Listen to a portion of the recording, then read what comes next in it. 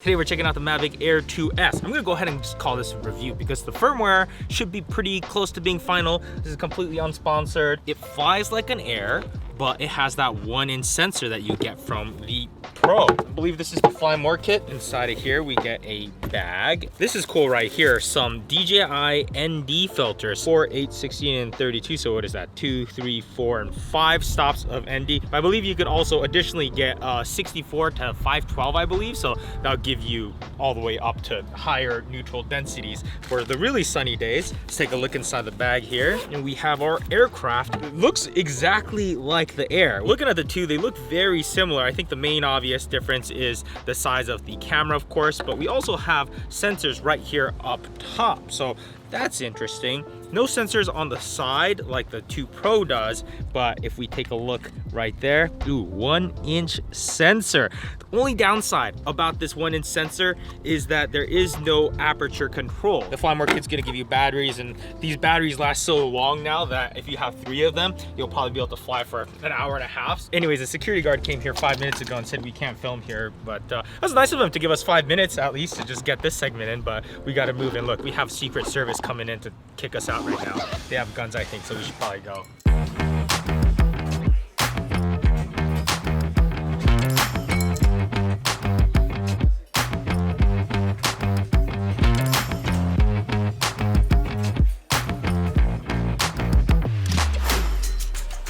So far so good. As expected, the aircraft flies really good because the Mavic Air 2 was a really solid aircraft. I love flying that thing. And I also love that with the more modern drones, you don't have to do that compass calibration nearly as much. You know, this whole thing where it says like calibrate, you have to go, oh, you look like an idiot. As a matter of fact, I'll be testing this out for the next month, and this is how many times I've had to do the compass calibration. Hopefully that's a 0. Now in this firmware, we have 5.4K up to 30 frames per second, 4K up to 60 frames per second, and HD up to 120 frames per second for that super slow-mo. And in all these resolutions, as soon as you go past 30 frames per second, there is a crop. So here we are at 4K 24. So now we go to 48 frames per second, and you can see the amount of crop we're getting. So now I'm gonna go ahead and bump up the resolution to 5.4K, and I'm curious to see how much I can crop into this shot and see how much of the resolution still holds up. But here's how it looks at 5.4K maximized resolution. I do have to be careful flying sideways though. On the left here, there is a safety assistant mode, which is gonna turn off sideways flying. So now I can't really go side to side. So this is gonna be a little bit safer. Whoa, it's kind of like an airplane now. It leans, it's almost like an FPV drone. That's interesting. Okay, but I guess this is gonna be a little bit safer because it's not gonna let you go side to side where there are no sensors. Not what I was expecting out of this setting, but okay, and just turns. So it feels more like flying an FPV drone or a little plane. But how is this 5.4K resolution though? I bet it looks pretty good. One downside of 5.4K is that you can't use any sort of active track mode. So let me go ahead and go back down to 4K, and now we have Dylan selected. So now all I do is just fly the aircraft around, and the active track is going to frame Dylan for me, which makes it super convenient. Make sure it's not gonna hit anything, but in terms of the composition, it takes care of all that for me. So I love that. And I love that to enter active track mode, you don't have to dig into the settings. You now just go ahead and just highlight Dylan and it's tracking. And I could also reframe his composition. So I could go ahead, put him on the bottom right if I want to, or top right. And I'm just gonna go ahead and just use the active track to follow him down now. Oh, actually it's gonna lose him there. Yeah, so it's definitely gonna lose him through that, but it looks pretty cool up there. We should go up there, huh? Okay, so let's go ahead and try out master shots. Okay, so it recognizes that we're 3 different people.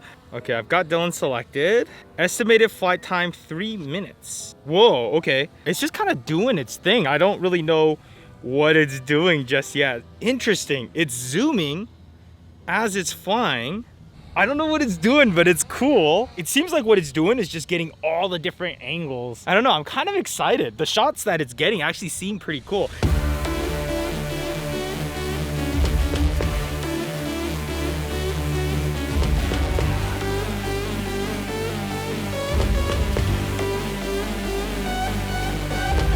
All right, let's see if I can active track myself here. All right, we're gonna go active track trace. So I'm just gonna let the drone do its thing while we go ride. Let's see how good this thing is. Yeah, I mean, it seems like as long as there's no major obstacles in the way, you're good. And for the most part, at least in this trace mode, it's just gonna trail behind me. So I just have to be kind of cautious to try not to set it up for failure. All right, we're going 20 miles per hour right now. And it's having no problems staying up with me.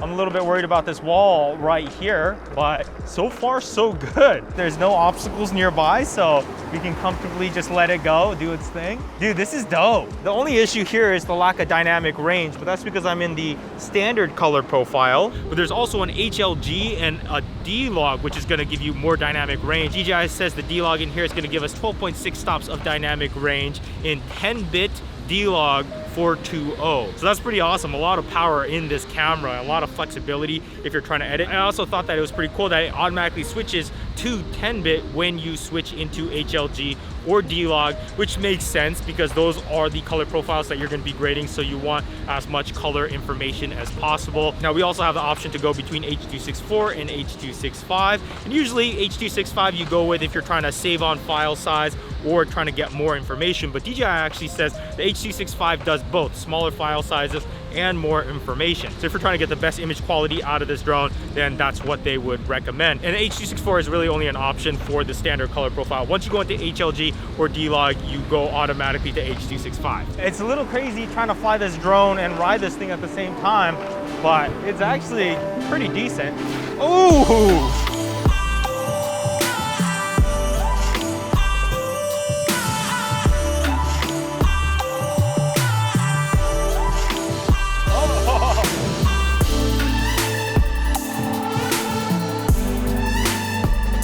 Test, can we use the zoom while we're using active track? Oh, we can. Look at that. This is 1x zoom. I'm gonna go ahead, see if I get a little bit tighter in. This is 3x and 4x. Look at that. Check it out. Look how zoomed in we are. Yeah, kind of crazy, huh? And check it out, I also got it paired with the Dji Smart Controller with the built-in monitor. This is something that I was pretty hesitant to get for a pretty long time because it's pretty expensive. But actually, every time you guys buy something using my link down below for anything DJI, they actually give me a little bit of store credit. So I saved up enough, bought this thing, and I am so glad I have this thing. It's awesome. You don't have to pull out your phone, do that whole shuffling game of trying to get your phone in there without it pressing the volume buttons or powering up. You got to plug it in. It's kind of a mess. So this is super nice. And also this Air 2S has Ocusync 3.0. So now we went from 10 kilometers to 12 kilometers, and it also has 4 antennas instead of 2. They told me the extra 2 antennas are back here in the rear arms. And what's cool about this smart controller is that it has 2 wheels. So of course the left one is for our camera tilt, but we also have the right one now for the digital zoom. And I'm at 4K and I'm able to go to a 4.3x zoom. And again, digital zooms tend to not be that great usually. Maybe something like this. This is a 2x zoom. This looks pretty cool. And if you don't have the smart controller, you can still zoom, but you just have to use the touch screen instead of using the rocker. This master shot feature is really cool because I'm just gonna chill here, let it do its thing. It's gonna take 3 minutes and gather a whole bunch of clips that are really cool for me. So this is a cool feature. Honestly, at first I thought it was gonna be one of those gimmicky things where it tries to edit this crappy little sequence for you, but here it just records the whole sequence. Let's say you get to an epic location and you want someone to get shots of you. You literally just program it for yourself. You put down the controller and it's gonna get all these shots for you. So it's like having a drone operator. Now we do also still have the quick shot, hyperlapse, panoramic.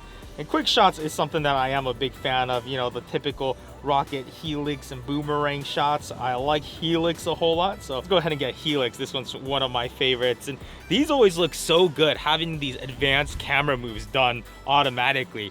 Can't go wrong with that. It's always really nice having the drone get the shot for you because it always comes out perfectly. Carrie and I wanted to get a few shots at our special bench on our last trip, and we were able to do it with quick shots, which was super useful. I swear these birds are trying to attack the drone.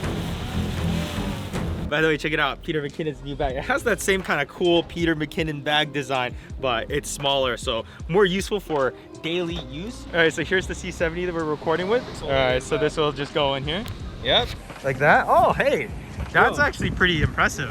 Oh, you want to shoot something real quick, G? No worries. Oh, wow. Bam. Now, one of the main reasons why I'm excited to have this bigger 1-inch sensor is because bigger sensors often get just cleaner images. Each pixel is, I think, 2.2 microns on this sensor, which is pretty decent. Now the difference might not be super obvious, but if you put it up next to an Air 2 in low light, then it becomes very obvious. The 1-inch sensor just looks so much better at 6400 ISO than that half-inch sensor. Or compared to something like the Mavic Mini, which is a 1/2.3-inch sensor, I mean, that's pretty much an action camera size sensor, so you're not going to get that good image quality out of that. And then compared to the 2 Pro, which also has this 1-inch sensor, they look pretty comparable, but I did notice that this 2S does a bit more noise reduction. So sometimes that's good because it looks cleaner, but also you lose a little bit of detail. So the Mavic 2 Pro does retain a little bit more detail, but it also does have more noise and grain. But again, it's not just for low light times like this where it's dim, or if you're in the shadow, then it's going to look much cleaner.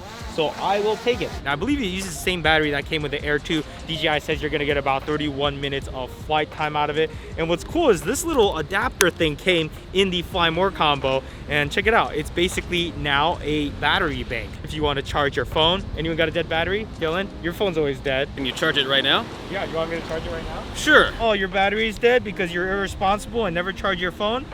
Ta-da, look at that. Okay, give it back to me. Okay. All right, so I got the Air 2S up in the air. I'm gonna go ahead and sync here. So now I can cut to the drone angle and still get audio from this camera I have right next to me. And one feature I always thought would be cool is if there was like a little microphone built into the controller and it could transmit that audio to the drone. So when you download the footage, instead of just having no audio, you could actually have like a little voiceover track or hear what you were saying at the time. You could kind of narrate your flights. I'd be able to just kind of fly around and talk about how cool this football field is. Oh, I'm gonna go ahead and put this into sport mode, and here we go.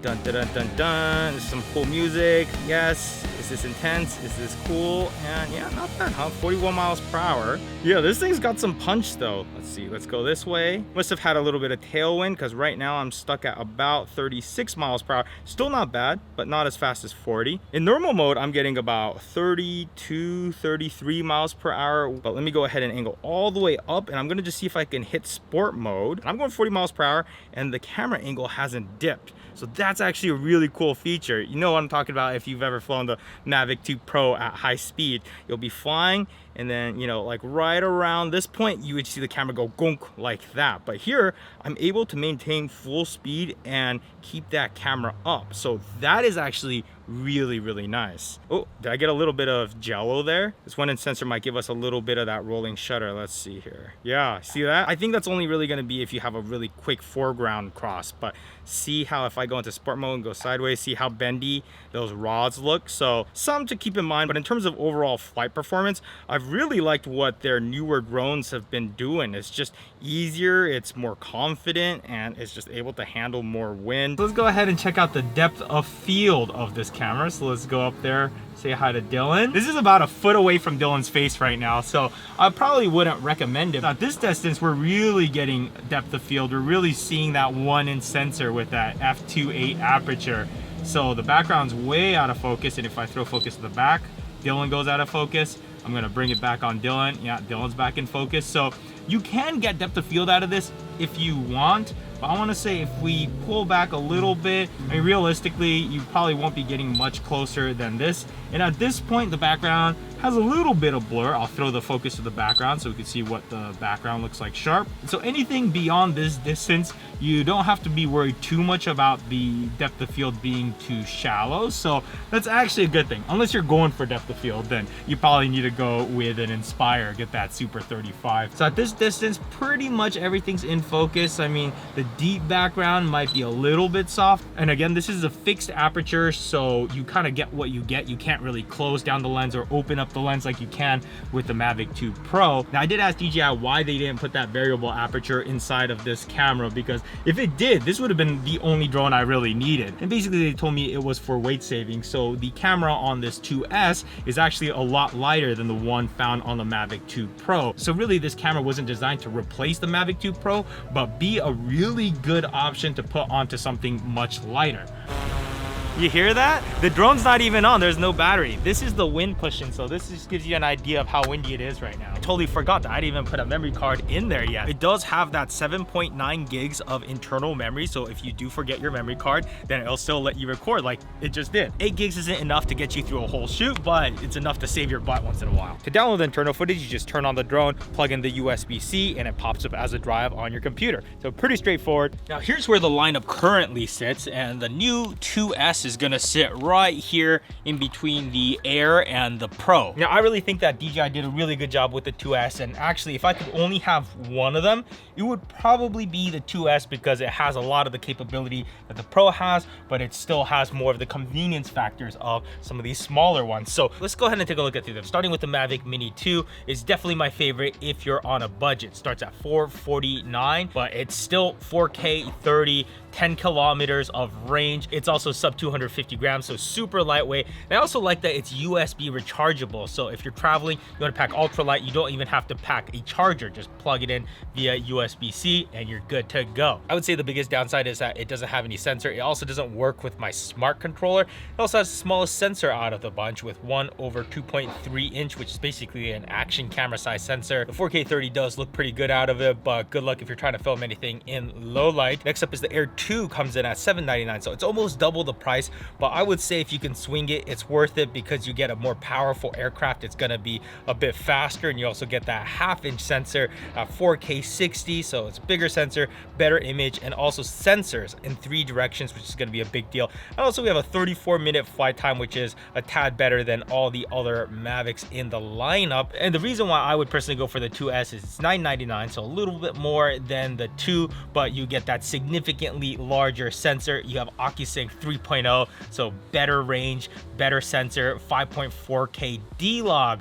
10-bit out of that 1-inch sensor. So I think it's worth that extra $200. I'm all about getting the best image quality possible within reason. You do get slightly less flight time. It's 31 minutes opposed to 34, so still really good flight time, and it's a little bit heavier. It's 595 grams opposed to the 570. So again, barely a difference, but much better image quality. And then finally, there's a 2 Pro, which comes in at $1599. So quite a big price jump, but it could be worth it if you're looking for that variable aperture. It's super convenient to go anywhere from f2.8 to f11. We also have sensors on the side, which has definitely saved me once or twice, but it is also 907 grams, so it's significantly heavier and louder. It flies great and it flies a little bit faster, but it does feel a little bit outdated. All the smart features don't seem to be as updated as all the other drones. Also, like I mentioned, if you're trying to fly in sport mode, it's hard to keep the gimbal straight. Once you hit a certain speed, it's gonna dip down to about -7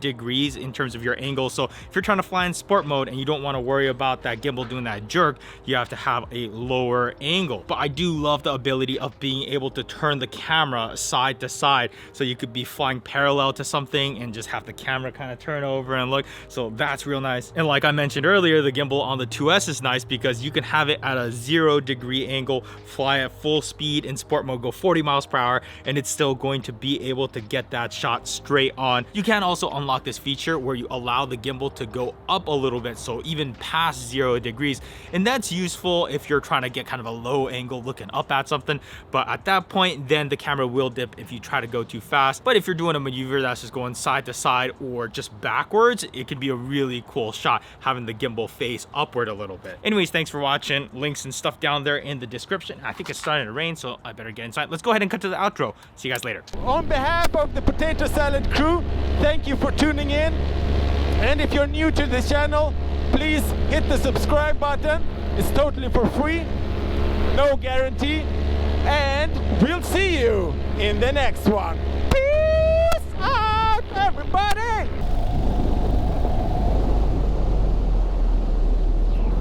Whoa.